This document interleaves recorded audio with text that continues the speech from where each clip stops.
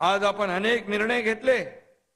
खरं म्हणजे आज हे सरकार, मगाशी उदय सामंतजी, केसरकर यांनी देखील सांगितलं, हे सरकार सर्वसामान्यांचं आहे, सर्वसामान्यांना न्याय देणारं सरकार आहे। आणि म्हणूनच तुमच्यातलाच एक माणूस आज तुमच्या समोर मुख्यमंत्री म्हणून बोलतोय।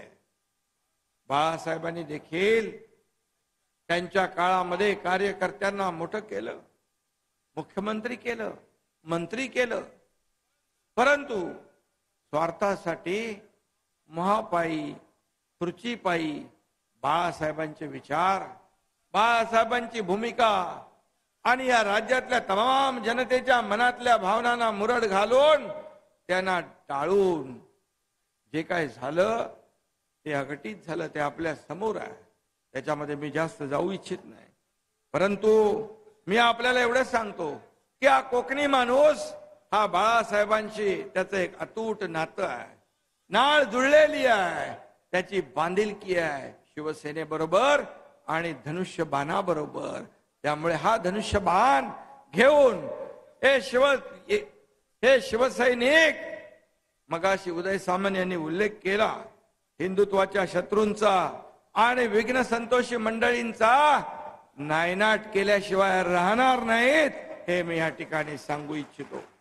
कारण हा प्रभू रामचंद्राचा धनुष्यबाण, शिवसेनेचा धनुष्यबाण, बाळासाहेबांचं धनुष्यबाण, सर्वसामान्य माणसाचं धनुष्यबाण आज आपल्याकडे आहे।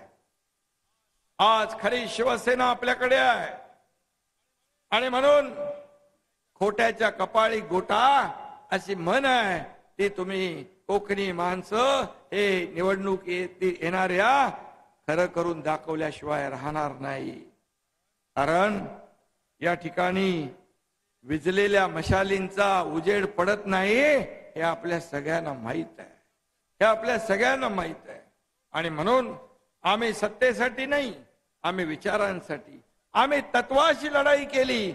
मला काय मिळेल यापेक्षा माझ्या शिवसैनिकाला काय मिळेल, या राज्याला काय मिळेल, या महाराष्ट्राला काय मिळेल, याचा विचार आम्ही केला।